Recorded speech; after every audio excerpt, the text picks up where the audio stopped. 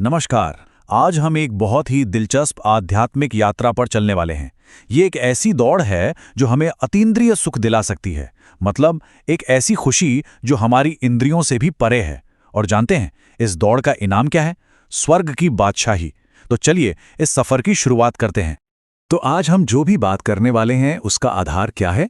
वो है 11 मार्च 2026 की मुरली।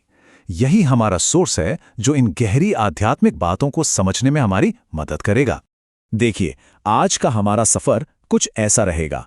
पहले हम अतीन्द्रिय सुख की खोज को समझेंगे, फिर उस समस्या को देखेंगे जो रास्ते में आती है, यानी सूक्ष्म पाप। उसके बाद हम समाधान पर आएंगे, जो है एक बाप को याद करना। फिर इस याद की आध्यात्मिक दौड़ के बारे में जानेंगे और आखिर में इसके नतीजे यानी स्वर्ग की बादशाही पर बात करेंगे। तो हमारी यात्रा का पहला पड़ाव है अतीन्द्रिय सुख की खोज।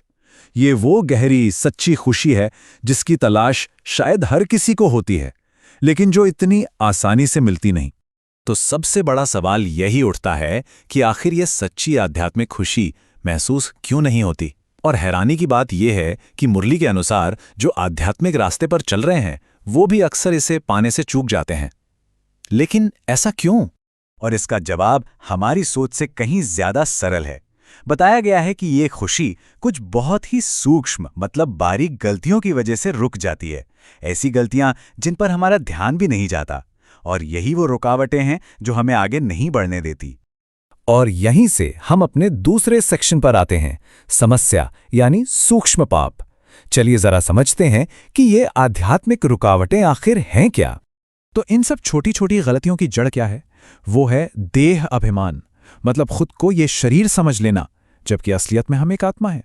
बस यही गलत पहचान हर मुश्किल की शुरुआत है। और जब कोई देह अभिमान में होता है ना, तो होता क्या है? एक के बाद एक चीजें गलत होने लगती हैं। ये सच्ची खुशी के अनुभव को रोक देता है, हमसे गलतियां करवाता है और परमात्मा के साथ हमारे कनेक्शन में एक दीवार खड़ी कर देता है। यहां तक कि उनकी दी हुई जो सबसे अच्छी सलाह है, जिसे श्रीमत कहते हैं, उस पर भी हम चल नहीं पाते। ठीक है, तो समस्या तो समझ ली, पर हर समस्या का एक समाधान भी होता है ना? तो चलिए अब समाधान की बात करते हैं, जो है एक बाप को याद करना। इसका जो सबसे शक्तिशाली समाधान है वो है याद। याद का सीधा सा मतलब है कि निराकार पिता शिव को लगातार याद करना। देह अभिमान का असली इलाज यही है। अच्छा, यहां मुरली एक बहुत जरूरी बात पर जोर देती है, और वो है नाम। परमात्मा का एक ही सच्चा नाम है, शिव। बहुत सारे अलग अलग नामों को इस्तेमाल करने से कंफ्यूजन हो सकता है। जरा सोचिए, अगर किसी का नाम पुष्पा है और उसे शीला कहकर पुकारा जाए तो क्या वो जवाब देगी? कभी नहीं। ठीक वैसे ही एक सही नाम से याद करने पर ही परमात्मा से एक साफ और सीधा कनेक्शन बनता है। लेकिन सवाल यह है कि याद करता कौन है? ये शरीर नहीं, आत्मा। मुरली हमें याद दिलाती है, आत्मा एक स्टार मिसाल है, भ्रुकुटी के बीच में चमकता है सितारा। मतलब याद करने वाली शक्ति ये शरीर नहीं, बल्कि वो सूक्ष्म सितारे जैसी आत्मा है। तो चलिए अब प्रैक्टिकल बात करते हैं कि ये काम कैसे करता है। हमारा चौथा खंड है याद की आध्यात्मिक दौड़। ये सिर्फ कोई सोच नहीं है, बल्कि एक एक्टिव प्रोसेस है। अब देखिए, हर दौड़ के कुछ नियम होते हैं, है ना? तो इस आध्यात्मिक दौड़ के भी कुछ नियम हैं। पहला, लगातार याद में रहना।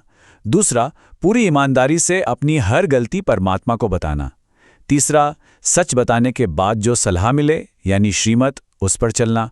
और चौथा, कोई भी नया पाप करने से बचना, क्योंकि याद रहे इस समय किया गया एक पाप भी 100 गुना भारी पड़ सकता है।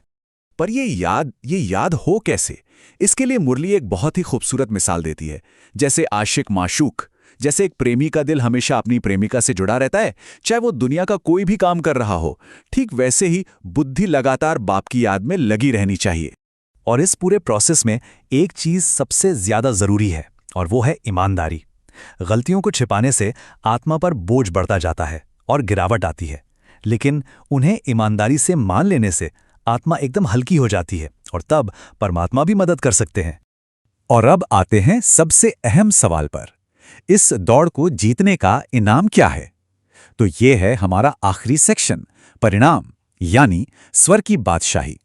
देखिए, ये कोई छोटा मोटा बदलाव नहीं है, ये एक पूरा ट्रांसफॉर्मेशन है।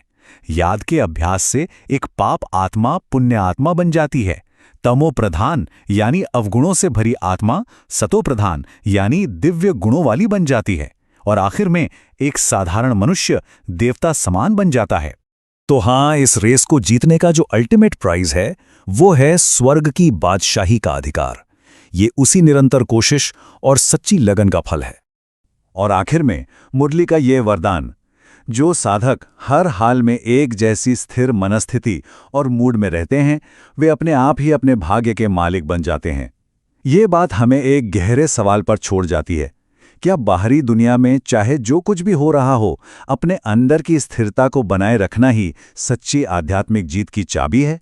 इस पर जरूर सोचिएगा।